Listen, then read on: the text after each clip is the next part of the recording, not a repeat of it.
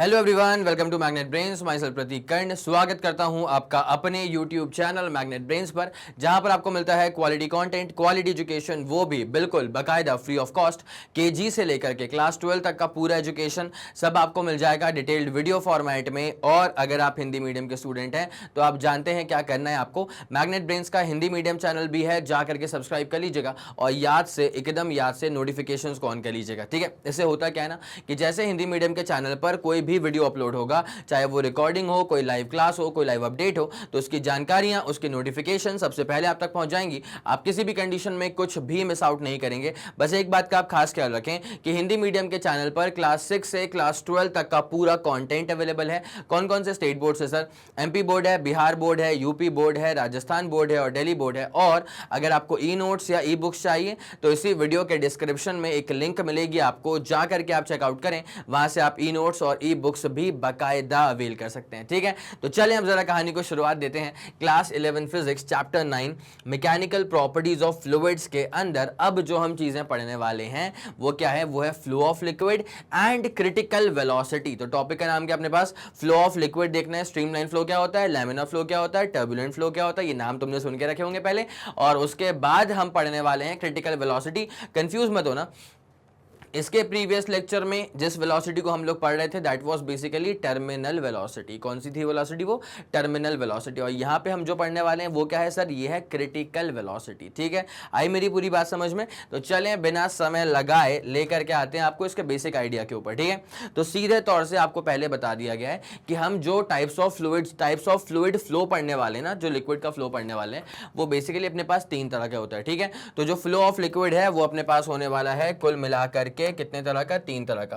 पहला होने वाला है स्ट्रीमलाइन फ्लो, दूसरा होने वाला है लैमिनार फ्लो और तीसरा क्या होने वाला है सर? Turbulent flow. ठीक है, तो पहला क्या होगा सर? स्ट्रीमलाइन फ्लो होगा, दूसरा क्या होगा? लैमिनार फ्लो होगा और तीसरा क्या होगा अपने पास में सर?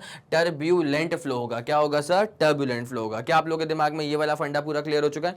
यस सर, क्लियर हो चुका है। स्ट्रीमलाइन फ्लो, लैमिनार फ्लो और टर्बुलेंट फ्लो, ये 3 पढ़ना है। अब अपन तीनों को एकदम एक तरह से एक स्लाइड पे एक बार में एक चीज ऐसे पढ़ने वाले हैं। ठीक है, तो पहले मैं चाहूंगा कि अपने रफ कॉपी में या अपने फेयर कॉपी में या अच्छा स्क्रीनशॉट वाले जो बैठे अपने साथ ना, उनको तो मौका मिल ही जाता है स्क्रीनशॉट लेने का, लेकिन मेरा फिर भी कहना क्या होता है कि भाई स्क्रीनशॉट के भरोसे मत बैठा करो, कॉपी किताब लेके बैठा करो, तरीके से नोट करते हुए चला करो। बिकॉज जब एग्जाम से 2-3 दिन पहले तुम स्क्रीनशॉट ढूंढना शुरू करोगे ना, मैं तुमको बता चुका हूँ गैलरी में सिर्फ स्क्रीनशॉट ही रहेगा तुम्हारे क्या इस एमबी के बोर्ड का।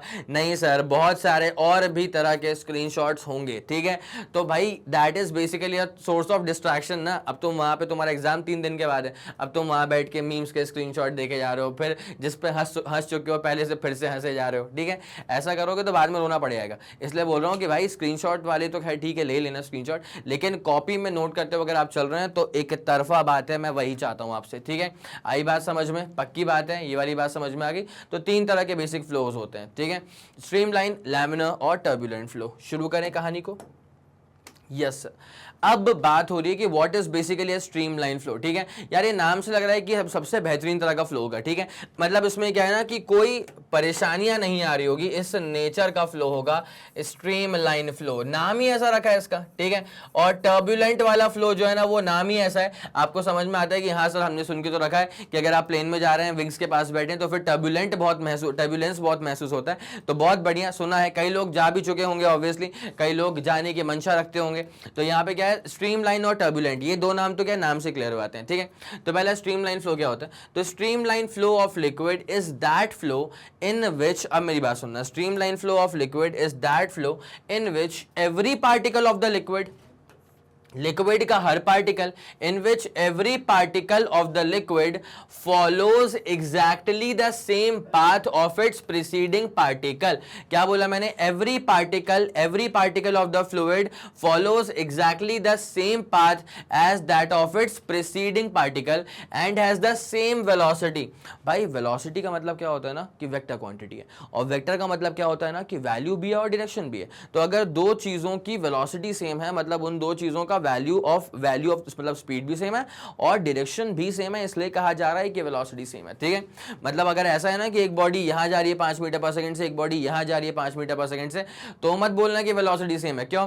वेलोसिटी में क्या सिर्फ वैल्यू पे ध्यान देना है क्या? नहीं सर, डायरेक्शन पर भी ध्यान देना है। क्या उनकी वैल्यू सेम है? यस सर, बिल्कुल सेम है, तो बोल दो स्पीड सेम है। ठीक है, बट क्या उनका डायरेक्शन सेम है? नहीं नहीं नहीं नहीं नहीं, ए इस तरफ गया, ये तो उस तरफ गया, तो आप इसमें वेलोसिटी को सेम नहीं कह सकते, स्पीड को सेम बिल्कुल कह सकते हैं। ठीक है, तो exactly the path of its preceding particle and has the same velocity in magnitude and direction, इसकी velocity same होती है, magnitude भी और direction भी जो है ना वो बिल्कुल same होता है as that of its preceding particle while crossing that particular point। अब सर इसका पूरा मतलब क्या हुआ? तो इसका पूरा मतलब जो है ना मैं आपको यहाँ पे डायग्राम के थ्रू बताने वाला हूँ। ठीक है, जैसे मान लीजिए कि अपने पास एक पाइप है, ठीक है, और ये पाइप कहाँ शुरू हुआ कहाँ खत्म हो गया इससे अपने को मतलब नहीं है, लेकिन बस ये पाइप है। ठीक है, अब बस इतने से अपने को सेक्शन से मतलब है, बस इतने से सेक्शन से अपने को मतलब है। ठीक है, तो ये भाई साहब ये अपने पास अपन एक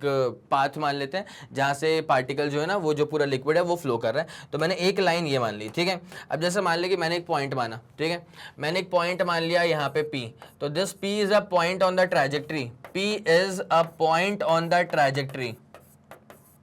P हम क्या मान के चल रहे हैं? P is simply a point on the trajectory. ठीक है, तो मैंने यहाँ पे क्या मान लिया कि जो P वाला पॉइंट है ना, इस P वाले पॉइंट से लिक्विड जो है वो फ्लो आउट होकर के निकल रहा है। बोलो हाँ कि ना? ठीक है, तो लिक्विड का एक पार्टिकल जैसे मान ली जब यहाँ से पास आउट करा, लिक्विड का एक पार्टिकल जब मान ले यहाँ से पास आउट करा, तो उसकी टेंजेंशियली वेलोसिटी अपन कितनी मान लेते हैं? जब ये लिक्विड का पार्टिकल यहाँ से पास आउट करा तो इसकी वेलोसिटी अपन मान लेते हैं इस पॉइंट पे 5 मीटर पर सेकेंड। ठीक है, अब अगर स्ट्रीम लाइन फ्लो है ना तो इसका मतलब पता है क्या होता है कि ये P तो कोई पार्टिकल था नहीं, P तो बस एक पॉइंट था। अगर उस पॉइंट से एक पार्टिकल पास कर रहा है, उसकी वेलोसिटी है 5 मीटर पर सेकंड की, ये कौन सा पार्टिकल होगा सर? ये लिक्विड पार्टिकल होगा। ऑब्वियसली ये कौन सा पार्टिकल होगा सर? ये होगा एक लिक्विड पार्टिकल। ठीक है, तो जब ये लिक्विड पार्टिकल पास करा, इसकी वेलोसिटी क्या है? 5 मीटर पर सेकंड। अब मजेदार चीज क्या होती है, सुनना मेरी बात को, मजेदार चीज क्या होती है, ये तो निकल गया, उसके बाद एक और पार्टिकल आएगा यहां से। ठीक है, ऑब्वियसली सर पार्टिकल धनाधन निकल रहे हैं, कंटिन्यूअसली निकल रहे हैं। ठीक है, तो जब एक पार्टिकल निकला इसकी वेलोसिटी वाज 5 मीटर पर सेकंड, जब एक और पार्टिकल यहां पे आएगा और जब वो भी इसको पास करेगा ना इस पर्टिकुलर पॉइंट से, तो इस पर्टिकुलर पॉइंट पर अगले पार्टिकल की वेलोसिटी भी सेम 5 मीटर पर सेकंड होगी। ठीक है, इसके बाद एक और पार्टिकल आएगा, P वाले पॉइंट से पास आउट करेगा, तो उसकी वेलोसिटी भी कितनी रहेगी सर? सेम 5 मीटर पर सेकंड रहेगी। तो मतलब ये है स्ट्रीम लाइन फ्लो में किसी भी एक पर्टिकुलर पॉइंट से जितने भी पार्टिकल्स पास करेंगे उन सब की वेलोसिटी सेम होगी। इसे कहा जाता है, इस तरह के फ्लो को कहा जाता है स्ट्रीम लाइन फ्लो। ठीक है, अच्छा आगे जाकर के क्या है, मतलब ये नहीं बोल रहा हूं मैं कि 5 मीटर पर सेकंड आगे वाले पॉइंट्स पे भी रहेगी, ना ना ना ना ना, आगे वाले पॉइंट पे मान लिया, अब इस वाले पॉइंट पे क्या है? आगे ही चढ़ान। ठीक है, तो ये पॉइंट अपन ने क्यों मान लिया? वहां पर वेलोसिटी मान लेते हैं थोड़ी सी कम हो गई थी, अब हो गई मान ले 3 मीटर पर सेकंड। ठीक है, तो अब इसका मतलब क्या है? अब तुम बोलोगे सर वेलोसिटी चेंज हो गई, स्ट्रीमलाइन फ्लो कैसे रहा? अरे नहीं भाई, मैं वही तो कह रहा हूं कि स्ट्रीमलाइन फ्लो का मतलब ये नहीं है कि हर पॉइंट पर वेलोसिटी सेम है। स्ट्रीमलाइन फ्लो का मतलब ये है कि एक पॉइंट पर हर पार्टिकल की वेलोसिटी सेम है। क्या है इसका मतलब? ये कि एक पॉइंट पर हर पार्टिकल की वेलोसिटी सेम है। जैसे कि यहां पे Q वाला पॉइंट लिया अपन ने, तो यहां से जितने भी पार्टिकल पास करेंगे सब 3 मीटर पर सेकंड की स्पीड से पास करेंगे। ठीक है, यहां से P वाले पॉइंट की बात करते हैं, P वाले पॉइंट से भाई जितने भी पार्टिकल पास करेंगे सब 5 मीटर पर सेकंड की स्पीड से पास करेंगे। तो इस तरह के फ्लो को कहा जाता है स्ट्रीमलाइन फ्लो। क्या आप लोग को अभी ये बात समझ में आ गई है? ठीक है, क्या आप लोग को अभी ये बात समझ में आ गई है? तो streamline flow of liquid is that flow in which every particle of the liquid follows exactly the same path। ये थोड़ी हुआ कि एक पार्टिकल 5 मीटर पर सेकंड से गया और दूसरा पार्टिकल, ये थोड़ी हो रहा है कि दूसरा पार्टिकल यहां निकल रहा है 5 मीटर पर सेकंड से। नहीं सर, ऐसा हो ही नहीं रहा है, same path, same direction, same magnitude के साथ निकल रहा है। ठीक है, and has the same velocity in magnitude and direction as that of its preceding पहला वाला particle while crossing that particular point. यहां पे सबसे इंपॉर्टेंट जो है ना वो पॉइंट इंपॉर्टेंट है, सबसे सबसे सबसे इंपॉर्टेंट जो है ना सर वो पॉइंट है कि वो पॉइंट से सेम वेलोसिटी के साथ निकल रहा हो, same speed, same magnitude, same path. ठीक है, क्या आप लोग के दिमाग में ये वाला फंडा पूरा क्लियर हो गया? क्या आप लोग के दिमाग में ये वाला फंडा पूरा क्लियर हो गया है? यस सर, ये वाला फंडा अपने दिमाग में पूरा क्लियर हो गया। ठीक है, तो the streamline flow is accompanied by stream lines. ठीक है, यहाँ पर ये जो अपन ये बना के रखा है ना, this can be easily called as a streamline. ठीक है, क्या बोल देंगे इसको? स्ट्रीमलाइन बोल देंगे। उसके बाद यहाँ से ये जो निकल रहा है ना, इसको भी क्या बोल देंगे? स्ट्रीमलाइन। यहाँ से ये भी जो निकल रहा है इसको भी क्या बोल देंगे सर? स्ट्रीमलाइन। ठीक है, ये वाला मसला पूरा क्लियर हो गया सर, सुप्रीम तरह से क्लियर हो चुका है। ठीक है, the streamline flow is accompanied, अब क्या बात हो रही है यहाँ पे कि the streamline flow is accompanied by streamlines. बहुत सारे स्ट्रीमलाइंस हैं। ठीक है, तो स्ट्रीमलाइन फ्लो में ऑब्वियसली स्ट्रीमलाइंस तो बनेंगे।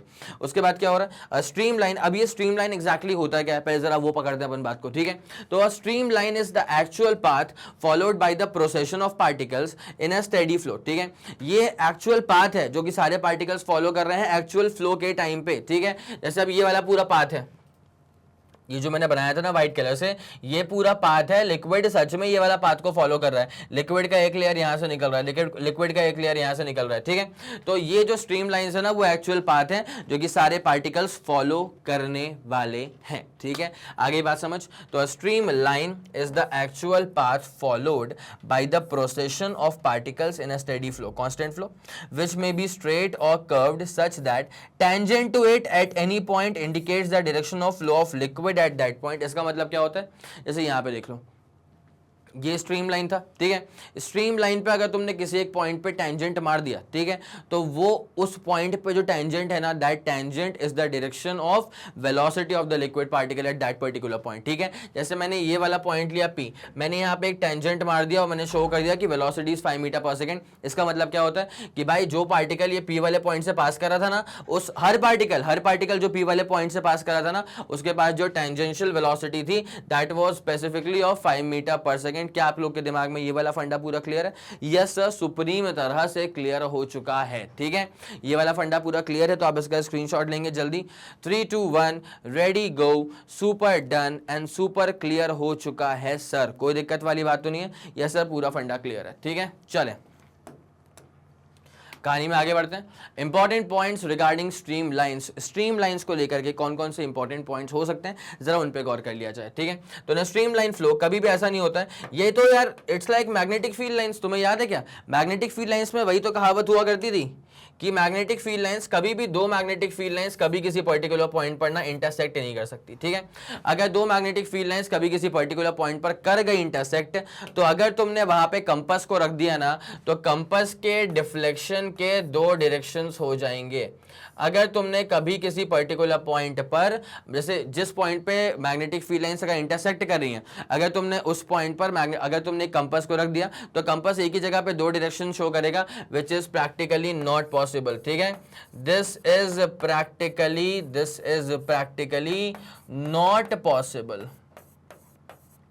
This is practically not possible. क्या आप लोगों के दिमाग में ये वाली बात शानदार तरह से बैठ गई है? यस सर, ये प्रैक्टिकली पॉसिबल नहीं होता है। ठीक है, तो और same goes for stream lines also. और सही बात है ना, स्ट्रीम लाइंस पे अगर कभी ऐसा होता है कि दो स्ट्रीम लाइंस आपस में कर गए इंटरसेक्ट, इसका मतलब लिक्विड मॉलिक्यूल की ना या लिक्विड पार्टिकल की ना उस पर्टिकुलर पॉइंट पे दो अलग अलग डायरेक्शन में वेलोसिटी होगी। तो भाई मैग्नेटिक फील्ड को तो अपन फिर भी क्या इमेजिन करते हैं कि हाँ ठीक है फील्ड थी, बट यार लिक्विड पार्टिकल तो सच में एग्जिस्ट करेगा, तुम्हारे हाथों पे आ जाए। तो अब यार ये जो लिक्विड पार्टिकल है इसकी एक ही टाइम पर, एक ही पॉइंट पर इधर भी जाएगा और इधर भी जाएगा, इधर भी जाएगा, इधर भी जाएगा, कैसे पॉसिबल है? Not practically possible. इसलिए कहा जाता है, इसलिए कहते हैं कि ना स्ट्रीमलाइन फ्लो कभी भी ऐसा पॉसिबल नहीं है ना, streamline flow no two stream lines can cross each other. कभी ऐसा पॉसिबल नहीं है कि दो स्ट्रीम लाइंस एक दूसरे को क्रॉस कर दें, बिकॉज अगर वो ऐसा करेंगे ना, because if they do so, तो particles of the liquid at that point intersection will have two different directions for their flow. ठीक है, तो अगर किसी पॉइंट पे कर गए आपस में इंटरसेक्ट, तो फिर उस पॉइंट पर लिक्विड के मॉलिक्यूल्स के पास दो अलग अलग डायरेक्शंस में भागने के रास्ते होंगे और दो अलग अलग डायरेक्शंस में भागेगा वो लिक्विड मॉलिक्यूल। क्या वो प्रैक्टिकली पॉसिबल है? नहीं सर, ये प्रैक्टिकली पॉसिबल तो बिल्कुल भी नहीं है। ठीक है, आ गई मेरी बात समझ में? और अगर ऐसा होगा ना तो this will basically destroy the steady nature of the liquid flow, ठीक है। तो स्ट्रीमलाइन में तो ऐसा पॉसिबल होता ही नहीं है, स्ट्रीमलाइन में ये कभी कभी कभी भी पॉसिबल नहीं हो पाता है। क्या आप लोग को ये वाली बात समझ में आ गई? यस सर, ये वाला फंडा समझ में आ गया कि स्ट्रीमलाइन फ्लो में ऐसा कुछ भी पॉसिबल नहीं होता है, ठीक है। उसके बाद यहां पर ना जो इसका जो दूसरा वाला पॉइंट है, इसका जो दूसरा वाला पॉइंट है वो भी काफी हद तक ना मैग्नेटिज्म से ही उठाया हुआ पॉइंट है। कैसे? अच्छा, इसको पहले अपन निपटा दें यहां से, अब मेरी बात तुम सुनते हुए चलना, ठीक है। देखो भाई क्या होता है ना, जैसे मान लिया अगर अपन बात करते हैं मैग्नेट की, ठीक है, जैसे मान लिया अपन बात कर रहे हैं मैग्नेट की, this is the north pole, this is the south pole. तो अब यहाँ पे क्या होता है कि जैसे मान ले अब यहाँ से निकल रही है मैग्नेटिक फील्ड लाइंस, नॉर्थ से निकली साउथ में चली गई, ऐसे आ गई क्लोज कर्व, नॉर्थ से निकली साउथ में चली गई, ऐसी आ गई क्लोज कर्व, ठीक है। यहाँ पर भी नॉर्थ से निकली है साउथ में चली गई क्लोज कर्व, नॉर्थ से निकली है साउथ में चली गई है क्लोज कर्व, ठीक है। अब मेरी बात सुनते हुए चलना अच्छे से। यहाँ पे क्या होता है ना, जितनी ज़्यादा क्राउडिंग होती है मैग्नेटिक फील्ड लाइंस की, मेरी बात सुनना अच्छे से, ठीक है, जितनी ज़्यादा तगड़ी क्राउडिंग होती है ना मैग्नेटिक फील्ड लाइंस की किसी पर्टिकुलर जगह पे, उतनी तगड़ी मैग्नेटिक फील्ड लाइंस होती हैं, उतना ज़्यादा स्ट्रेंथ होता है मैग्नेटिक फील्ड लाइंस का। और जितनी लाइट मैग्नेटिक फील्ड लाइंस की क्राउडिंग होती है, मतलब अगर कम मैग्नेटिक फील्ड लाइंस है, क्राउडिंग ज़्यादा नहीं है, इसका मतलब क्या हो जाएगा कि मैग्नेटिक फील्ड का स्ट्रेंथ जो है ना वो बहुत कम है। आ गई मेरी बात समझ में? तो अगर मैग्नेटिक फील्ड लाइंस क्राउडेड है तो स्ट्रेंथ अच्छी है मैग्नेटिक फील्ड की, अगर मैग्नेटिक फील्ड लाइंस क्राउडेड नहीं है तो फिर मतलब वीक मैग्नेटिक फील्ड है, आप ऐसा मान के इसको चल सकते हैं। क्या आप लोगों को ये वाली बात समझ में आ रही है? यस सर आ रही है, ठीक है। तो यहां पे वही तो लिखा हुआ था greater is the crowding of streamlines at a place, the greater is the velocity of the liquid particles at that point and vice versa। ज्यादा क्राउडिंग है ज्यादा तेज वेलोसिटी है, और कम क्राउडिंग है तो कम वेलोसिटी है, ठीक है। ये वाली बात समझ में आ रही है? ये तो मैंने बस एक रिलेट करवाया था इसको मैग्नेट से, ये तो बस मैंने इसको रिलेट करवाया था मैग्नेट से, ठीक है। चले, कोई दिक्कत वाली बात तो नहीं। मैं चाहूंगा इन दो खूबसूरत से पॉइंट्स का आप एक शानदार सा स्क्रीनशॉट ले लें, उसके बाद फिर अपन कहानी में इससे आगे चलते हैं। क्या आप लोग को ये वाली बात समझ में आ रही है? यस सर, यहां तक का फंडा पूरा क्लियर हो चुका है, ठीक है। निपटाएं इसको, ओके सर। अब आते हैं ट्यूब ऑफ फ्लो पे, ठीक है। अभी स्ट्रीम लाइन चल रहा है, लैमिनर पे आना है, बस बीच में एक पॉइंट आ चुका है ट्यूब ऑफ फ्लो, बिकॉज ये स्ट्रीम लाइंस पे कनेक्टेड था, ठीक है। तो tube of flow is the bundle of stream lines, आ गया स्ट्रीम लाइंस। तो tube of flow is the bundle of stream lines having the same velocity of the liquid particles over any cross section perpendicular to the direction of liquid, ठीक है। अब इसका मतलब क्या है, ऐसे मान ले अपन बनाते हैं, अरे इससे बनाएंगे, अपन बनाते हैं ट्यूब ऑफ फ्लो, ये रहा अपने पास ट्यूब, ठीक है। अब इसके अंदर होंगी बहुत सारी, एकदम बहुत सारी स्ट्रीम लाइंस, ठीक है। इसके अंदर होंगी भाई साहब बहुत सारी भर भर के स्ट्रीम लाइंस, इसके अंदर होंगी भाई बहुत सारी भर भर के स्ट्रीम लाइंस, ठीक है, बहुत सारी स्ट्रीम लाइंस। अब क्या होता है ना, मैंने अगर इसका कोई भी एक क्रॉस सेक्शन चूज कर लिया अपने हिसाब से, ठीक है, मान लेते हैं कि मैंने अपने हिसाब से इसमें एक क्रॉस सेक्शन चूज कर लिया है कुछ इस तरह, ये मेरा चूजन क्रॉस सेक्शन है, ठीक है, ये क्रॉस सेक्शन मैंने चूज कर लिया अपने हिसाब से, ठीक है। अब बस 2 मिनट आपको ध्यान देना पड़ेगा, हल्का सा यहाँ पे थोड़ी सी कलाकारी करने की जरूरत पड़ेगी अपने को। तो ये हमने एक क्रॉस सेक्शन चूज कर लिया, इसमें कोई दिक्कत नहीं आ रही। अब क्या हो रहा है कि इस क्रॉस सेक्शन को छेदते हुए ना पूरे लिक्विड पार्टिकल्स जो हैं वो निकल जाएंगे यहाँ से, ठीक है। तो यहाँ से इस क्रॉस सेक्शन को पूरा छेदते हुए जो सारे के सारे लिक्विड पार्टिकल्स हैं वो निकलने वाले। तो ये कैसे प्रतीत होगा, हमें कैसा लगेगा, तो ये कुछ ऐसा समझ में आता है, ये निकला, ये इसको छेदते हुए निकला, ये इसको छेदते हुए निकला, ये इसको छेदते हुए निकला, ये इसको छेदते हुए निकला, ठीक है। तो जो सारे के सारे वेलोसिटीज़ हैं बिल्कुल सेम होंगी, ये कहा जाता है ट्यूब ऑफ फ्लो में कि सारे स्ट्रीम लाइंस की जो वेलोसिटी है वो बिल्कुल सेम होती है, ठीक है। तो इसकी वेलोसिटी कितनी है, v v v v v, तो इसको अपन कहते हैं ट्यूब ऑफ फ्लो। क्या बोलते हैं इसको? ट्यूब ऑफ फ्लो, ठीक है। लिख दें इसको अपन ज़रा, कॉपी में नोट कर लें इसको। तो a tube of flow is the bundle of stream line. A tube of flow क्या होता है? तो tube of flow is the bundle of stream lines having the same velocity of the liquid particles over any cross section. Over any cross section, check कर लो भाई, मतलब यहाँ पर जो वेलोसिटीज है ना, मैं आगे एक और क्रॉस सेक्शन ले लूँ क्या? मैं आगे, तुम बताओ, एक और क्रॉस सेक्शन ले लेता हूँ यार, ठीक है। मान लो मैंने एक यहाँ पे, अरे रे थोड़ी साफ सफाई ज़्यादा हो गई, मैंने मान ले यहाँ पर मैं एक क्रॉस सेक्शन ले रहा हूँ, ठीक है। सही लग रहा है? यस सर सही लग रहा है। मैं यहाँ पर एक क्रॉस सेक्शन ले लेता हूँ, ये ले लिया भाई मैंने क्रॉस सेक्शन, ठीक है।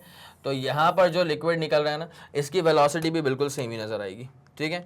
इसकी जो वेलोसिटी होगी ना सर, ये वाली भी बिल्कुल सेम ही नज़र आएगी, एग्जैक्टली v के बराबर। कितनी सर? एग्जैक्टली ये भी कितनी होगी सर? v के बराबर होगी। ये वाली बात समझ में आ गई, ठीक है। तो a tube of flow is the bundle of streamlines having same velocity of liquid particles over any cross section perpendicular to the direction of the liquid flow, ठीक है। Perpendicular to the direction of liquid flow, सारा का सारा cross section जो है ना, इसके perpendicular निकल रही है सारी की सारी स्ट्रीमलाइंस। क्या आपके दिमाग में ये वाला फंडा क्लियर हो गया? क्या आपको ये वाली बात शानदार तरह से समझ में आ गई? यस सर, बिल्कुल आ गई, ठीक है। तो यहाँ पे क्या हो रहा है? It has been seen that the flow of liquid will be streamlined if the velocity of the liquid flow is always less than the critical velocity। यहां पर एक शब्द आ रहा है which is critical velocity। तो critical velocity का introduction कैसे दिया जा रहा है कि भाई ऐसा हमने ऑब्जर्व करा है कि जो लिक्विड का फ्लो है ना, वो स्ट्रीमलाइन रहेगा अगर वेलोसिटी जो है ना लिक्विड की, वो एक डिसेंट वैल्यू से कम रहे। अब वो जो डिसेंट वैल्यू होती है वेलोसिटी की, उसे कहा जाता है क्रिटिकल वेलोसिटी, ठीक है। बिकॉज अगर क्रिटिकल वेलोसिटी की ऊपर चली गई ना, तो वो जो फ्लो है वो फिर टर्बुलेंट बन जाएगा, मतलब खराब हो जाएगा। और critical velocity is different for different liquids. अब ये क्रिटिकल वेलोसिटी क्या है? जैसे मान ले फॉर एग्जाम्पल, एक सिंपल एग्जांपल कोट कर रहा हूँ तुम्हारे सामने, ठीक है। जैसे मान लेते हैं कि एक फ्लो ऑफ लिक्विड, एक लिक्विड का फ्लो हो रहा है, और उसके लिए मैंने बोल दिया कि समहाउ क्रिटिकल वेलोसिटी नाम की एक चीज़ थी यार, ठीक है। डायग्राम तुम बना चुके होगे मेरे ख्याल से, ठीक है। अब यहाँ पे कहा जा रहा है कि यार एक क्रिटिकल वेलोसिटी नाम की चीज़ होती है, और ऐसा गिवन था कि क्रिटिकल वेलोसिटी उस गिवन लिक्विड की है 10 मीटर पर सेकेंड, ठीक है। तो critical velocity of a given liquid, उस गिवन लिक्विड की जो क्रिटिकल वेलोसिटी है वो है सर 10 मीटर पर सेकेंड, ठीक है। ये एग्जाम्पल के तौर पे गिवन है, ठीक है, कि the critical velocity is 10 metre पर second. Now just go with the flow. अगर क्रिटिकल वेलोसिटी 10 मीटर पर सेकेंड है ना, इसका मतलब क्या है कि आपका जो लिक्विड उस फ्लो, मतलब उस ट्यूब में से जो बह रहा है लिक्विड, अगर आपने उसकी वेलोसिटी 10 मीटर पर सेकेंड से नीचे रखी ना, तो फ्लो कैसा रहेगा? स्ट्रीमलाइन रहेगा, ठीक है। लेकिन अगर आपने गलती से भी जो आपकी लिक्विड की जो वेलोसिटी है, अगर आपने इस गिवन वेलोसिटी से ऊपर कर दी, ठीक है, मतलब क्रिटिकल वेलोसिटी डिफाइंड कितनी? 10 मीटर पर सेकेंड। अगर आपने ये 10 मीटर पर सेकेंड से ज़्यादा की अगर वेलोसिटी से लिक्विड को बहा दिया ना, तो जो लिक्विड का फ्लो है ना, वो बिल्कुल भी स्ट्रीमलाइन नहीं रह पाता, वो फिर टर्बुलेंट हो जाता है, ठीक है। आई मेरी बात समझ में? क्या आपको ये वाली बात समझ में आ रही है? जैसे लिक्विड में ना, अगर मैं एक बहुत बारीक फ्लो की बात करूं, ठीक है, नल को अपन ने खोला, एकदम बारीक फ्लो की बात करूं ना, जब कम वेलोसिटी होती है ना, तो एकदम एकदम एकदम ऐसा लगता है कि एकदम स्ट्रीमलाइन टाइप निकल रहा है वो पानी, ठीक है। लेकिन अगर मैंने टैप को और तेज कर दिया ना, तो फिर वो टर्बुलेंट धड़ धड़ निकल जाता पूरा पानी। आया समझ के नहीं आया? तो यहाँ पे क्या होता है? Critical velocity of a given liquid is 10 metre पर सेकेंड फॉर एग्जाम्पल। देन अगर लिक्विड की velocity, then if velocity of liquid is less than 10 meter per second, then if the velocity of liquid is less than 10 meter per second, then the flow is streamlined। तब ये जो flow होता है उसको streamline कहते हैं। then the flow is streamlined, then the flow is streamlined। But अगर ऐसा होता है,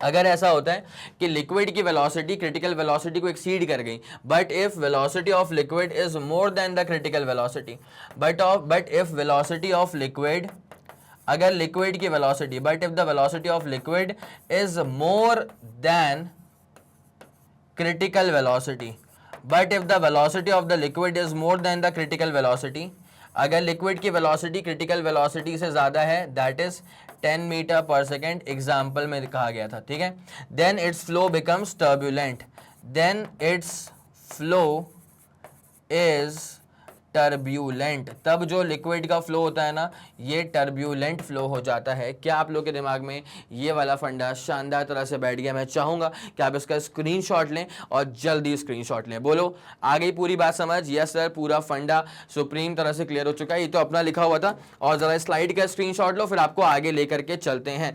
जल्दी करना प्लीज़। चले भाई, फिर कहानी में आगे बढ़ जाएं। यस सर, यहाँ से आगे बढ़ते हैं तो ठीक है। अगला वाला क्या आता है अपने पास में? Laminar flow. क्या आता है? Laminar flow. तो if a liquid is flowing over a horizontal surface with a steady flow and moves in the form of layers of different velocities, ठीक है, लिक्विड जो फ्लो कर रहा है ना, वो लेयर्स में मूव कर रहा है विद डिफरेंट वेलोसिटीज, तो इन the form of layers with different velocities which do not mix with each other, ठीक है। जो वेलोसिटीज हैं, जो अलग अलग वेलोसिटीज हैं, वो आपस में मिक्स नहीं हो रही हैं, ठीक है, they do not mix with each other, then the flow of liquid is called as laminar flow. तो इस flow of liquid को कहा जाता है laminar flow. इस flow of liquid को कहा जाता है laminar flow. तो if a liquid is flowing over a horizontal surface with a steady flow and moves in the form of layers of different velocities which do not mix with each other, then the flow of liquid is called laminar flow. Then the flow of liquid is basically called as laminar flow. ठीक है, thus the flow in which the liquid moves in layers is called as laminar flow. तो एक ऐसा flow जहाँ पे liquid जो है वो layers में move करता है उसे कहा जाता है laminar flow. ठीक है, in layers is called as a laminar flow. अब इससे एग्जाम्पल देखते हुए चलना क्या होता है एग्जाम्पल में. ठीक है, जैसे मान ले फॉर एग्जाम्पल अगर ऐसा होता है कि अपने पास एक पाइप है. ठीक है, अपने पास एक पाइप मान लिया अपन ने, और इसमें क्या हो रहा है कि ऐसे ना बहुत सारे स्ट्रीम लाइंस बन जाएंगे. इस पाइप के अंदर क्या है कि सर ऐसे बन जाएंगे फिर सर बहुत सारे स्ट्रीम लाइंस. इस पाइप के अंदर ऐसे क्या है सर, ऐसे बन जाएंगे बहुत सारे स्ट्रीम लाइंस. अब अगर आप चेक करेंगे ना तो जो सेंट्रल लाइन है ना वहां पर जो वेलोसिटी होगी पार्टिकल्स की वो काफ़ी ज़्यादा होगी. सेंट्रल लाइन पर जो वेलोसिटी होगी पार्टिकल्स की वो काफ़ी ज़्यादा होगी. ठीक है, और ऊपर अगर आप चेक करेंगे तो वेलोसिटी थोड़ी सी कम हो जाएगी, क्योंकि अब क्या है जो ऊपर वाला लिक्विड लेयर है ना वो काफ़ी ज़्यादा कांटेक्ट में है, इन टच है विद द पाइप मटेरियल. ठीक है, तो यहाँ से ये ऐसा हो जाएगा, यहाँ से ये ऐसा हो जाएगा, तो ये बन जाएगा तुम्हारे पास फ्लो ऑफ लिक्विड. क्या आप लोग को ये वाली बात समझ में आ रही है? यस, ये वाली बात समझ में आई. तो ये डिफरेंट वेलोसिटीज हैं but they are not mixing with each other. ठीक है, तो these stream lines are having these individual stream lines are having these individual stream lines, मतलब एक ऊपर वाला एक नीचे वाला एक उसके नीचे वाला. तो these individual stream lines are having different velocities. ठीक है, these individual stream lines are having different velocities. These individual streamlines are having different velocities. These individual streamlines are having different velocities but they do not mix with each other. ठीक है, but they do not mix with each other. ठीक है, but they do not mix with each other. क्या आपको ये वाली बात समझ में आ रही है? यस सर, ये वाली बात समझ में आ गई. ठीक है, तो इस फ्लो को कहा जाएगा laminar flow. In this flow the velocity of liquid flow is always less than the critical velocity. ये बहुत तगड़ा डम आ चुका है भाई, क्रिटिकल वेलोसिटी. ठीक है, तो in this flow the velocity of the liquid flow is always less than the critical velocity of the liquid. ठीक है, अब ये क्रिटिकल वेलोसिटी क्या होती है? मान ले फॉर एग्जाम्पल क्रिटिकल वेलोसिटी अगर 10 मीटर पर सेकेंड है तो 10 मीटर पर सेकेंड से अगर नीचे की वेलोसिटी पर लिक्विड फ्लो कर रहा है तो वो जो फ्लो हो जाएगा उसे अपन कहते हैं कि लैमिनर फ्लो होगा या स्ट्रीमलाइन फ्लो होगा. ठीक है, लेकिन अगर क्रिटिकल वेलोसिटी के बियॉन्ड अगर आपने स्पीड को बढ़ा दिया ना तब जो ये फ्लो हो जाता है ये टर्बुलेंट फ्लो में कन्वर्ट हो जाता है. टर्बुलेंट का मतलब डिसऑर्डर्ड मैनर में जो है ना वो फ्लो हो रहा है. ये वाली बात समझ में आ रही है? तो this is the story about laminar flow. This is the story about laminar flow. क्या आपको ये वाली बात समझ में आ गई? यस सर, ये वाला पूरा फंडा जो है ना वो बहुत ही शानदार तरह से क्लियर हो चुका है. ठीक है, यस सर, ये वाला फंडा क्लियर हो चुका है. आगे बढ़ते हैं टर्बुलेंट फ्लो के ऊपर. ठीक है, तो when a liquid moves with velocity greater than its critical velocity. ठीक है, अगर लिक्विड की जो वेलोसिटी है ना वो क्रिटिकल वेलोसिटी से ज्यादा हो जाए, if the liquid moves with velocity greater than its critical velocity, अगर लिक्विड की वेलोसिटी क्रिटिकल वेलोसिटी से ज्यादा हो जाती है then the motion of the particles of the liquid becomes disorderly और इरेगुलर. ठीक है, तो अगर लिक्विड की वेलोसिटी क्रिटिकल वेलोसिटी से एक्सीड कर जाएगी तो डिसऑर्डर्ड पैटर्न में लिक्विड फ्लो करना शुरू कर देगा और ऐसे फ्लो को कहा जाता है टर्बुलेंट फ्लो. इस तरह के फ्लो को कहा जाता है टर्बुलेंट फ्लो. मान लीजिए कि यहाँ पे कोई पिलर है, कोई ऑब्स्टेकल है. ठीक है, यहाँ पर कोई पिलर है, कोई ऑब्स्टेकल है. अब इसके बाद जब लिक्विड यहाँ से फ्लो कर रहा है ना तो लिक्विड इसके बाद इससे टकराने के बाद जो लिक्विड का फ्लो होगा ना भाई वो कैसे भी डिसऑर्डर्ड पैटर्न में ये लिक्विड जो है वो फ्लो करना शुरू करेगा. ठीक है, आई मेरी बात समझ में? तो ये होता है टर्बुलेंट नेचर का फ्लो. क्या आप लोग को ये वाला फंडा समझ में आ गया? तो मैं चाहूंगा आप इसका स्क्रीनशॉट लेंगे पहले, फिर क्रिटिकल वेलोसिटी वाला पूरा फंडा भी आप लोगों के दिमाग में सुप्रीम तरह से क्लियर करते हुए चलते हैं अपन. बोलो हाँ कि ना? यस सर, यहां तक का फंडा पूरा क्लियर है. ठीक है, चलो एक काम, अच्छा ये डायग्राम तो पहले बना लो, उसके बाद फिर अपन कहानी में आगे बढ़ने वाले हैं. चले फिर, बहुत बढ़िया, एक तरफा शानदार, इसको निपटाया जाए, है ना. अब उसके बाद फिर आते हैं यहाँ पे क्रिटिकल वेलोसिटी के ऊपर और यहीं पे इसका डेरिवेशन होगा with the help of dimensional analysis. तो critical velocity is that velocity of liquid flow up to which its flow is streamlined या फिर laminar, and above which its flow becomes turbulent. ठीक है, तो ये है क्रिटिकल वेलोसिटी, जिसके नीचे अगर वेलोसिटी रहेगी तो फ्लो स्ट्रीमलाइंड रहेगा, लेकिन अगर लिक्विड के फ्लो की वेलोसिटी क्रिटिकल वेलोसिटी को एक्सीड कर गई तो फ्लो जो है वो टर्ब्यूलेंट बन जाएगा। और क्रिटिकल वेलोसिटी जो है वो किन किन चीजों पर डिपेंड करती है, कोएफिशिएंट ऑफ विस्कोसिटी पे, डेंसिटी ऑफ लिक्विड पे और रेडियस ऑफ द ट्यूब पे। ये डिपेंडेंसीज क्यों बताई गई हैं आपको, बिकॉज डिपेंडेंसीज के बेसिस पर ही अब हम डायमेंशनल एनालिसिस करके इसका फॉर्मूला जो है वो डिराइव करने वाले हैं। तो एक बार जरा आप इसका स्क्रीनशॉट लीजिए, उसके बाद कहानी में आपको लेकर के आगे चलते हैं। चलिए फिर कहानी में आगे बढ़ते हैं। तो यहाँ पे आपको निकालना है क्रिटिकल वेलोसिटी का formula with the help of dimensional analysis. ठीक है, अब क्या चीज हो रही है, the critical velocity is that velocity of liquid flow up to which its flow is streamlined and above which its flow becomes turbulent. ठीक है, क्रिटिकल वेलोसिटी वो वेलोसिटी होती है जहां तक लिक्विड का जो फ्लो होता है वो स्ट्रीमलाइन रहता है, और अगर आपने लिक्विड के फ्लो की जो वेलोसिटी है ना, अगर आपने क्रिटिकल वेलोसिटी के बियॉन्ड कर दी, तब जो लिक्विड का फ्लो होता है दैट बिकम्स प्योरली टर्ब्यूलेंट। ठीक है, तो critical velocity of a liquid flowing through a tube depends on, critical velocity जो liquid की होती है that flows through a tube, वो डिपेंड करती है किन किन चीजों के ऊपर, जरा गौर करना। पहला, it depends on the coefficient of viscosity of the liquid. किस बात पर डिपेंड करती है, critical velocity depends on the coefficient of viscosity of liquid. ठीक है, दूसरा depends on the density of the liquid. ठीक है, लिक्विड कितना डेंस है उसकी डेंसिटी पर भी डिपेंड करती है क्रिटिकल वेलोसिटी, और उसके बाद रेडियस ऑफ द ट्यूब पर भी डिपेंड करती है, ट्यूब का रेडियस क्या है इस बात पर डिपेंड करती है। तो आपको ये तीन फंडे समझ में आ गए कि क्रिटिकल वेलोसिटी की डिपेंडेंसी किन किन तीन इंपॉर्टेंट पैरामीटर्स के ऊपर होती है। पहला होता है coefficient of viscosity of liquid, दूसरा होता है डेंसिटी ऑफ लिक्विड, तीसरा होता है रेडियस ऑफ द ट्यूब। मेरे ख्याल से आप लोगों के दिमाग में ये वाला फंडा शानदार जानदार तरह से बैठ गया होगा। यस सर, यहां तक का फंडा पूरा क्लियर हो चुका होगा। तो मैं चाहूंगा कि अगर आप लोगों ने इसका स्क्रीनशॉट ले लिया ना, तो बस एक काम और करते हुए चलना, कमेंट सेक्शन में मुझे जल्दी से जल्दी ना डायमेंशनल फॉर्मूला क्या होता है फॉर विस्कोसिटी कोएफिशिएंट वो जरा बताते हुए चलना, बड़ी जानदार इंपॉर्टेंट चीज होती है वो। ठीक है, चलिए मेरे ख्याल से आप लोगों ने कमेंट सेक्शन में लिख दिया होगा कि सर ईटा का जो डायमेंशनल फॉर्मूला होता है वो होता है ml-1 और t-1। ठीक है, ml-1 t-1। तो अब एक काम करते हैं, इसका डायमेंशनल फॉर्मूला ml-1 t-1 कैसा आया था वो सब आपको बताता हूं मैं। तो पहले जरा यहां पे आ जाइए, आप देखिए एक्स्ट्रा ज्ञान में लेते हैं अपन इस बात को। ठीक है, इस बात को अपन लेते हैं एक्स्ट्रा ज्ञान में, इस बात को अपन ले लेते हैं जरा सा एक्स्ट्रा ज्ञान में। ठीक है, तो ईटा का मतलब अगर आप फॉर्मूला वाइज चेक करें तो एक फॉर्मूला आता है ईटा इज इक्वल्स टू फुलवा। अगर आप चेक करें फॉर्मूला तो फॉर्मूला आता है ईटा इज इक्वल्स टू क्या हो जाएगा सर, फुलवा हो जाएगा। ठीक है, तो ईटा इज इक्वल्स टू क्या हो जाएगा, फुलवा एफ एल अपॉन नीचे क्या आ जाएगा, वी इंटू ए आ जाएगा। यहाँ पे एफ का मतलब क्या होता है, एफ का मतलब होता है फोर्स, और फोर्स क्या होता है, फोर्स होता है बेसिकली ml-t-2। ठीक है, एफ का मतलब क्या होता है फोर्स, और फोर्स क्या होता है ml-t-2। बगल में होता है लेंथ, तो जैसे अपन लेंथ से यहाँ पे मल्टीप्लाई करेंगे तो एल का स्क्वायर हो जाएगा, और नीचे उसके बाद डिनोमिनेटर में आपको नजर आ रहा होगा वेलोसिटी इनटू एरिया। ठीक है, तो वेलोसिटी का मतलब क्या हो जाएगा सर, lt-1 हो जाएगा वेलोसिटी, और उसके बाद जो एरिया हो जाएगा ना, एरिया हो जाएगा एल का स्क्वायर। एरिया क्या हो जाएगा सर, यहाँ पे एरिया हो जाएगा एल का स्क्वायर। ठीक है, एरिया यहाँ पे क्या हो जाएगा सर, एल का स्क्वायर हो जाएगा। तो जैसे आप इसको सॉल्व आउट करेंगे ना, तो पता है क्या हो जाएगा m, उसके बाद यहाँ पे काटा पीटी मचा दो, एल स्क्वायर से एल स्क्वायर काट दो, इस वाले एल को ऊपर उठा लेना, तो m एल की पावर क्या हो जाएगा -1, और टी की पावर -2 + 1 करेंगे तो -2 + 1 भी कितना होता है, -1 होता है। तो ईटा अपने पास में कितना हो जाएगा, ml-1 t-1। ईटा अपने पास में कितना हो जाएगा, ml-1 और t-1 हो जाएगा। ठीक है, यहां तक का फंडा पूरा क्लियर है, यस सर यहां तक का फंडा सुप्रीम तरह से क्लियर है। Eta is equals to ml-1 और उसके बाद कितना हो जाएगा, t-1। ठीक है माफ कीजिए, ऐसा आता है ईटा का डायमेंशनल फॉर्मूला। चले अब अपन शुरुआत करते हैं यहाँ पे derivation of formula for critical velocity with the help of dimensional analysis. ठीक है, तो डेरिवेशन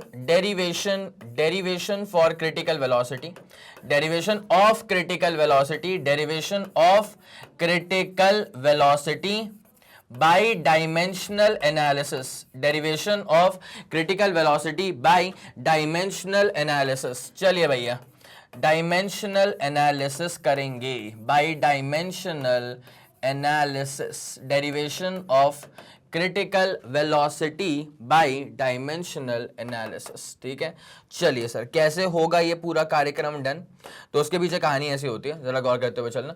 सवाल के अनुसार था कि critical velocity v subscript c था, critical velocity depends on 3 following factors पे डिपेंड करती थी। पहला क्या तुम्हारे पास था, पहला था कोएफिशिएंट ऑफ विस्कोसिटी, ठीक है। दूसरा क्या है तुम्हारे पास में, डेंसिटी ऑफ द लिक्विड। तीसरा क्या है तुम्हारे पास में, रेडियस ऑफ द ट्यूब, ठीक है। Coefficient of viscosity, density of the liquid और रेडियस ऑफ द ट्यूब, ठीक है। तो अब ये विस्कोसिटी कोएफिशिएंट पे डिपेंड करता है, मतलब ये ईटा ले लिया अपन ने, ठीक है। इसकी पावर क्या ले ली, ए ले ली। उसके बाद डिपेंड कर रहा है डेंसिटी ऑफ द लिक्विड पे, तो डेंसिटी ऑफ द लिक्विड को अपन ने रो ले लिया, इसकी पावर बी ले ली। और उसके बाद ये डिपेंड कर रहा है किसके ऊपर, रेडियस ऑफ द ट्यूब के ऊपर, तो रेडियस ऑफ द ट्यूब को अपन ने आर ले लिया और इसकी पावर हमने सी ले ली, ठीक है।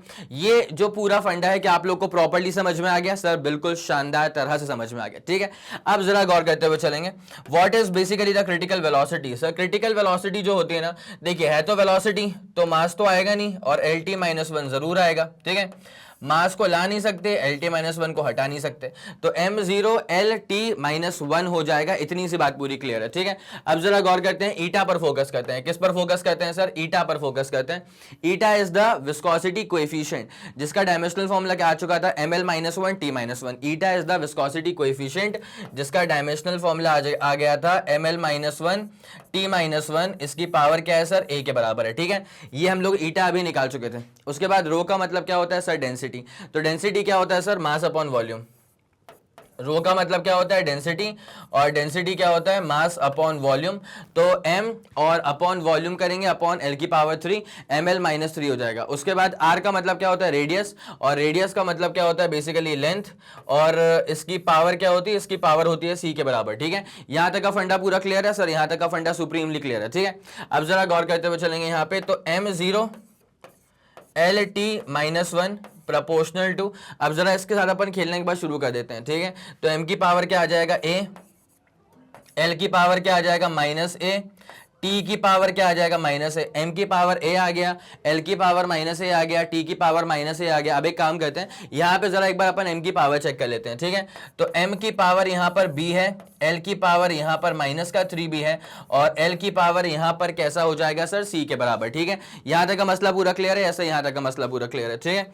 चलो, तो m की पावर 0 LT - 1 प्रोपोर्शनल टू, अब एक काम करते हैं, यहां से अपन एक बार m की पावर, l की पावर, t की पावर्स को सेपरेट करना शुरू कर देते हैं। तो यहां पे अगर देखा जाए तो m की पावर यहां पे क्या हो जाएगा सर, a + b। अगर यहां पे देखा जाए तो m की पावर क्या हो जाएगा, a + b हो जाएगा, ठीक है। चलिए, तो यहां पे m की पावर अपन कर देते हैं इन टोटल a + b। उसके बाद जरा अब L की पावर पे फोकस करना शुरू करते हैं, ठीक है। तो L की पावर क्या हो जाएगा, वहां पे C था, तो C - a - 3b क्या हो जाएगा, C - a माइनस का क्या हो जाएगा सर, 3b हो जाएगा। M हो चुका है डन, L हो चुका है डन। अब जरा T पे फोकस कर लो, तो देखो L की पावर क्या हो चुका है, C - a - 3b हो चुका है, और T की पावर यहाँ पे कितना है, T अकेला था तो उसकी पावर क्या है, -1, ठीक है, -a बेसिकली। तो यहाँ तक का मसला पूरा क्लियर हो गया MLT का। अब जब यहाँ तक पहुंच गए तो बस एक काम करना पड़ता है, इक्वेट करनी पड़ेगी पावर को, ठीक है। यहां तक जब पहुंच गए तो बस एक काम करना पड़ेगा, पावर्स को इक्वेट करना पड़ेगा। यहां तक जब पहुंच गए तो एक काम करना पड़ेगा, पावर्स को इक्वेट करना पड़ेगा। शुरू करें कहानी को, पक्का शुरू करें कहानी को। तो अब जरा यहां पे अपन इक्वेट करते हैं पावर्स को, इक्वेट पावर्स ऑफ, पहले अपन m की पावर कर देंगे, उसके बाद l की पावर कर लेंगे इक्वेट, उसके बाद t की पावर कर लेंगे इक्वेट, इतना ही करना पड़ेगा, ठीक है। m की पावर पे जरा फोकस करना शुरू करते हैं। तो m की पावर यहाँ पे क्या है, a + b, और यहाँ पर m की पावर क्या है, 0। तो आपको समझ में आता है कि यार a + b तो 0 के बराबर है, और अगर a + b 0 के बराबर है तो a क्या हो जाएगा, -b के बराबर हो जाएगा, ठीक है। अगर a + b = 0 है ना, तो a = क्या हो जाएगा सर, -b के बराबर हो जाएगा। ये वाली बात समझ में आ गई, यस सर, ये वाली बात समझ में आ गई। m हो चुका है। अब एक काम करते हैं, t की पावर्स पे आते हैं, ठीक है। अब एक काम करा जाए, t की पावर्स पे आया जाए, ठीक है। जब आप t की पावर को चेक करोगे ना, तो t की पावर यहां पर कितनी है, -a, टी की पावर यहां पर कितनी है माइनस है, और टी की पावर यहां पर कितनी है -1, तो minus a is equal to -1, तो ए इज इक्वल टू क्या हो जाएगा 1। ठीक है, आ गई ये वाली बात समझ में। तो minus a is equal to -1 हो जाएगा, माइनस से माइनस कट जाएगा, तो ए की वैल्यू क्या आ जाएगी 1 के बराबर। अब जरा गौर करना, अगर ए की वैल्यू 1 आ गई है तो बी कितना हो जाएगा -1। ठीक है, ए की वैल्यू अगर 1 आ गई है तो बी कितना हो जाएगा सर -1, तो ए इज इक्वल टू 1 और बी इज इक्वल्स टू, अगर ए इज इक्वल्स टू 1 आ गया है तो बी इज इक्वल्स टू क्या आ जाएगा -1 आ जाएगा। ठीक है, ए इज इक्वल्स टू 1 आ जाएगा और बी इज इक्वल्स टू क्या हो जाएगा -1 आ जाएगा। बस एक छोटा सा काम और बचा हुआ है, यहां पे लगे हाथ एक काम करो, हल्दी मेहंदी कर दो, एल की पावर भी इक्वेट कर ही दो यार। ठीक है, तो यहां से क्या है सारी वैल्यूज तुमको बकायदा मिल जाएंगी, तो equate power of L, equate power of L. ठीक है, तो एल का पावर यहां पे क्या है, एक बार जरा उसके पावर पे फोकस कर लेना। तो एल का पावर है सी माइनस ए माइनस 3b। ठीक है, एल का पावर यहां पे क्या है सर, सी माइनस ए माइनस 3b, सी माइनस ए माइनस का 3b इज इक्वल्स टू, भाई जरा चेक कर लो एक बार अच्छे से, और अच्छे से एक बार चेक कर लो। एल की पावर क्या है सी माइनस ए माइनस 3b, और यहां पर एल की पावर क्या है सर सिर्फ 1 के बराबर है। ठीक है, यहां पे एल की पावर क्या है सिर्फ 1 के बराबर है। वैल्यूज पुट करेंगे एक बार यार, तो ए की वैल्यू 1 थी, ए की वैल्यू क्या थी सर 1 थी, और यहाँ पे 3, और बी की वैल्यू क्या थी -1, तो ये अपने पास +1 इज इक्वल टू क्या हो जाएगा 1। ठीक है, तो सी 3 - 1 करेंगे तो हो जाएगा 2 इज इक्वल टू करेंगे तो हो जाएगा 1, सी इज इक्वल टू 1 - 2 करेंगे, सी इज इक्वल टू माइनस का 1 आ जाएगा। ठीक है, क्या आप लोग के दिमाग में ये वाला बात पूरा अच्छे से क्लियर हो चुका है? देख लीजिएगा अच्छे से, ए की वैल्यू आ चुकी है यहाँ पे, जहां जहां वैल्यूज आ चुकी है वहां में एक बार टिक लगा देता हूँ ताकि आप सीधे यहीं से रेफर करें और कहीं नहीं। तो ए की वैल्यू आ गई है 1 के बराबर, बी की वैल्यू आ चुकी है -1 के बराबर, और सी की वैल्यू अपने पास कितने आ चुकी है, ये भी आ चुकी है -1 के बराबर। ठीक है, अब एक काम करेंगे, इन तीनों को अपन यूज करके ना यहाँ पे पुट कर देते हैं, इसको बोलते हैं अपन फर्स्ट इक्वेशन। ठीक है, तो जैसे अपन पुट करेंगे इनटू फर्स्ट इक्वेशन, तो हमारे पास क्या बनने वाला है, जरा गौर करना अच्छे से। ठीक है, अब बनाते हैं इसको फर्स्ट इक्वेशन, अब तक तो उसको नाम देके रखा नहीं हुआ था। तो ईटा पे डिपेंड कर रहा है, रो पे डिपेंड कर रहा है, और आर पे डिपेंड कर रहा है। ईटा पे डिपेंड कर रहा है, रो पे डिपेंड कर रहा है, और आर पे डिपेंड कर रहा है। तो चलिए जरा इस पे यहाँ पे फोकस करें। नाउ हम क्या करने वाले हैं, ए बी और सी की वैल्यूज को पुट करने वाले हैं इनटू इक्वेशन नंबर 1। ठीक है, तो नाउ पुटिंग द वैल्यूज, किसकी वैल्यू सर, ए की वैल्यू, बी की वैल्यू और सी की वैल्यू कहां पुट करेंगे सर, इनटू इक्वेशन नंबर 1। ठीक है, तो जैसे हम ए बी और सी की वैल्यूज रिस्पेक्टिवली इक्वेशन नंबर 1 के अंदर पुट करेंगे तो हमें क्या समझ में आता है कि जो क्रिटिकल वेलोसिटी है that was basically depending on what following factors, तो ईटा आर और रो, ईटा रो और आर मान लेते हैं पहले तो। ठीक है, एबीसी के फॉर्मेट में ईटा रो और आर, चलो ईटा रो और आर पे देख लेते हैं। तो ईटा रो और आर, और हम जैसे कि जानते हैं कि इसकी जो पावर्स थी वो क्या थी, ए थी, इसकी पावर बी थी, और इसकी पावर क्या थी, सी के बराबर थी। ठीक है, तो since we have found out, जैसे कि हमें ये बात मालूम चल चुकी है कि ए बी और सी के रिस्पेक्टिव वैल्यूज क्या है, हमें क्या समझ में आ गया, ए बी और सी के रिस्पेक्टिव वैल्यूज के बारे में क्या समझ में आ गया कि सर ए की वैल्यू 1 होने वाली है, बी की वैल्यू -1 और सी की वैल्यू भी कितनी होने वाली है, -1। ठीक है, तो बस ए जो है वो 1 के बराबर है, उसके अलावा बी देख लो -1, सी देख लो -1। ठीक है, तो चले अब इसको अपन कैसे पुट इन करेंगे। तो now we have found out that a is equals to 1, b is equals to -1 और C इज इक्वल्स टू -1। ठीक है, तो देयरफॉर यहां तक जो आपको बात समझ में आ रही होगी, यहां तक आपको जो बात समझ में आ रही होगी वो क्या थी कि critical velocity is basically proportional to eta की पावर क्या है A और A की वैल्यू क्या है 1, उसके बाद डेंसिटी की पावर क्या है B और B की वैल्यू क्या है -1, और रेडियस की पावर क्या है C और C की वैल्यू क्या है -1। ठीक है, तो देयरफॉर यहाँ पे अब जो आपको समझ में आती है बात वो ये है कि critical velocity is proportional to eta, नीचे आ जाएगा रो और नीचे आ जाएगा आर। ठीक है, कोई दिक्कत वाली बात है क्या, नहीं सर कोई दिक्कत वाली बात नहीं। तो देयरफॉर जैसे ही अब आप इसमें फर्दर आगे बढ़ेंगे तो critical velocity is equals to, यहां पे क्या आ जाएगा, यहीं पे इंट्रोडक्शन हो जाता है प्रोपोर्शनैलिटी कांस्टेंट का, ठीक है। ये प्रोपोर्शनैलिटी कांस्टेंट को अपन चलो अभी के लिए के बोल देते हैं, this is the proportionality constant. उसके बाद ईटा अपॉन आर रो तो है ही, ठीक है, ईटा अपॉन नीचे आर इंटू रो तो रहेगा ही रहेगा। This becomes the formula for the critical velocity, यही तुम्हारे पास में फॉर्मूला बन जाएगा फॉर द क्रिटिकल वेलोसिटी। इतनी सी बात क्लियर है? यस, इतनी सी बात जानदार शानदार तरह से क्लियर हो चुकी है। तो this is the formula for the critical velocity, this is the formula for the critical velocity, this is the formula for the critical velocity। मेरे ख्याल से आप लोगों के दिमाग में ये वाला फंडा शानदार तरह से क्लियर हो चुका होगा कि क्रिटिकल वेलोसिटी का कैसा फॉर्मूला आता है। और ऑब्वियसली डायमेंशनल फॉर्मूला क्या होगा इसका sir, L T minus one. Obviously इसकी यूनिट क्या होगी, मीटर पर सेकेंड, ना इससे कुछ ज्यादा ना इससे कुछ कम, ठीक है। आगे आपको पूरी बात समझ में, तो आपको जो स्क्रीनशॉट लेना होगा ना, उसकी शुरुआत आप जरूर यहाँ से करेंगे, ठीक है। स्क्रीनशॉट लेने की शुरुआत जो है वो आप बिल्कुल यहाँ से करेंगे, derivation of critical velocity by dimensional analysis. क्या आप लोग को ये वाली बात समझ में आ गई है? यस सर, ये वाली बात सुप्रीम तरह से क्लियर हो चुकी है, ठीक है। और उसके बाद फिर आप आ जाएंगे यहां पर, ठीक है। ये है इसका कंक्लूसिव स्टेप, ए बी और सी की वैल्यूज आ चुकी हैं और बस इसके अंदर पुट करना है। चलिए फिर ये वाली बात समझ में आ गई है? ऐसा ये वाला फंडा पूरा सुप्रीम तरह से क्लियर हो चुका है, ठीक है। चलिए तो ये वाला मसला पूरा क्लियर हो गया। अगला वाला क्या होता है, रेनॉल्ड्स नंबर, ठीक है। तो Reynold number is a pure number which determines the nature of flow of liquid through a pipe, ठीक है। रेनॉल्ड नंबर से आप, पहली बात तो प्योर नंबर, ठीक है, और इससे आप डिटरमाइन कर सकते हो कि what is the nature of flow of the liquid, ठीक है। मतलब अगर रेनॉल्ड नंबर इससे इस रेंज के बीच में है तो किस तरह का नेचर ऑफ फ्लो है, रेनॉल्ड नंबर इस वैल्यू से इस वैल्यू के बीच में है तो किस नेचर का फ्लो ऑफ लिक्विड है, ऐसा आप डिटरमाइन कर सकते हो, ठीक है। तो फॉर्मूला फॉर क्रिटिकल वेलोसिटी को हल्का सा मॉडिफाई करा गया था just to introduce Reynolds number, ठीक है। जरा पहले गौर करिएगा, रेनॉल्ड नंबर जो है ना, इसको अपन कैसे रिप्रेजेंट कर रहे हैं, इसको अपन एन सबस्क्रिप्ट आर से, रेनॉल्ड नंबर को अपन एन सबस्क्रिप्ट आर से रिप्रेजेंट कर रहे हैं, ठीक है। अब होता क्या है ना कि क्रिटिकल वेलोसिटी के ही फॉर्मूले में, क्रिटिकल वेलोसिटी का फॉर्मूला अपने पास में क्या आ गया था, k eta upon rho into r आ गया था, बोलो हाँ कि ना, ठीक है।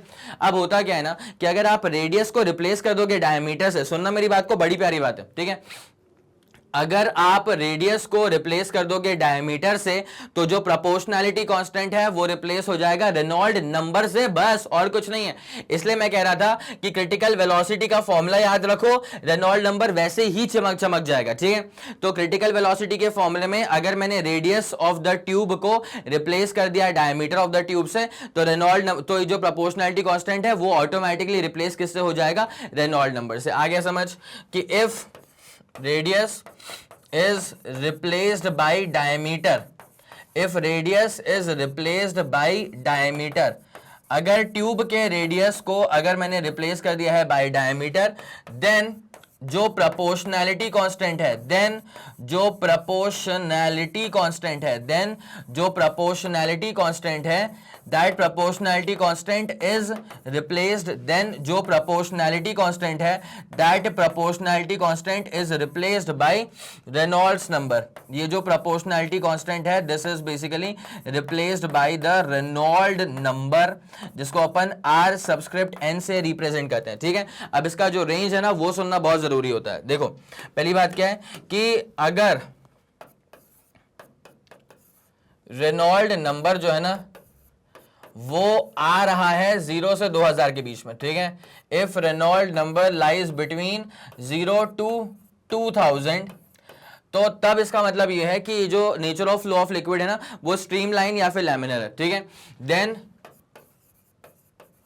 द फ्लो ऑफ लिक्विड, अगर रेनॉल्ड नंबर की वैल्यू 0 से लेकर के 2000 के बीच में होती है, इसका मतलब ये होता है कि जो फ्लो ऑफ लिक्विड है ना वो या तो स्ट्रीमलाइन नेचर का है या तो फिर लैमिनर नेचर का है, ठीक है। Then the flow of liquid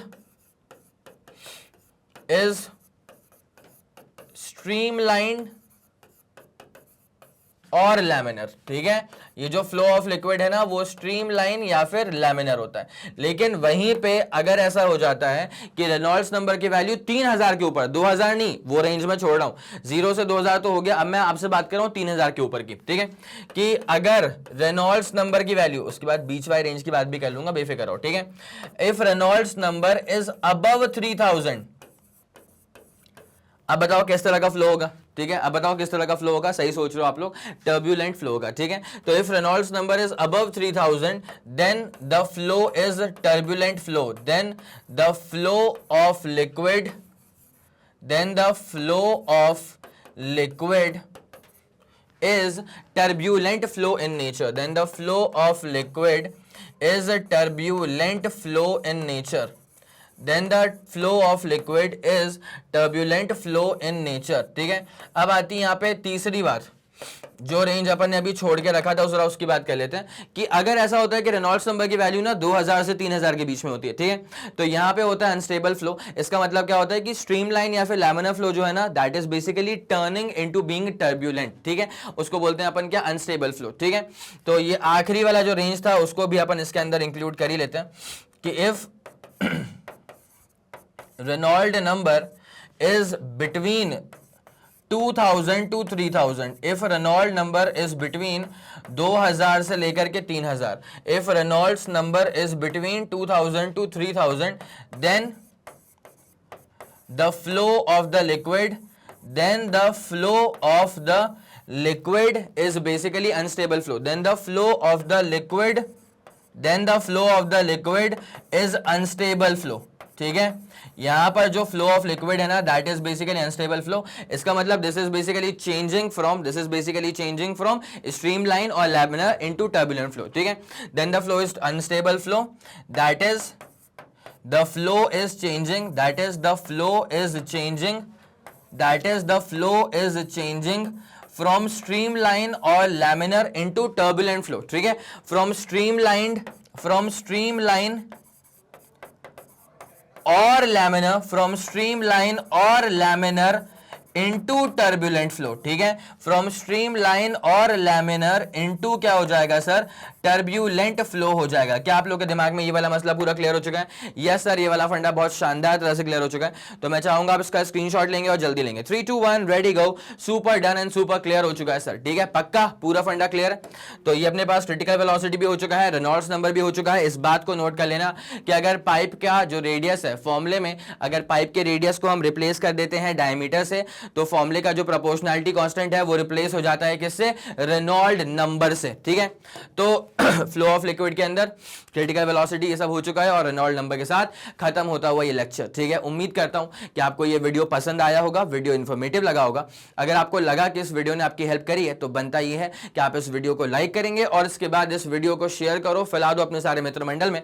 सबको ये बात मालूम चल जानी चाहिए कि मैग्नेट ब्रेन्स के चैनल पर प्लेलिस्ट में फिजिक्स में क्या क्या शानदार चीजें ऐड हो चुकी हैं और क्या जबरदस्त चीजें आप तक और भी जल्द से जल्द पहुंचने वाली हैं। ठीक है, अगर आपका कोई भी फीडबैक है या सजेशन है, तारीफ है या बुराइयां हैं या जो कुछ भी है, तो बड़ी प्यार भरे शब्दों में अपनी सारी बातें आप मुझ तक पहुंचा सकते हैं यूजिंग द कमेंट सेक्शन। मैं और मेरी पूरी टीम सुपर एक्टिव रहती है। हम लोग बाकायदा कमेंट्स को चेक करते हुए चलते हैं। जैसे कोई वीडियो रिलीज हुआ तो उसके जो भी कमेंट्स हैं, जो भी फीडबैक्स है, उस पर अपन फोकस करते हैं और उसके बाद आपके ही सजेशंस पे, आपके ही फीडबैक्स पे काम करते हुए वीडियोस की जो क्वालिटी होती है वो टॉप नॉच लेवल तक पहुंचती है और फिर हम आप तक डिलीवर कर पाते हैं। ठीक है, इसी के साथ खत्म करेंगे इस पूरे वीडियो को। और जैसे कि आप सब लोग जानते हैं कि मैग्नेट ब्रेन्स जो प्रोवाइड करता है वो है English medium as well as Hindi medium वाली classes with entire full complete syllabus coverage. CBSE board, Delhi board, Bihar board, UP board, MP board, Rajasthan board और वैदिक मैथ्स क्रैश कोर्स और स्पोकन इंग्लिश। इसके अलावा अगर आपको कोई भी इंफॉर्मेशन चाहिए तो आप मैग्नेट ब्रेन्स के ऑफिशियल वेबसाइट पर जाकर के विजिट कर सकते हैं। Thank you so much.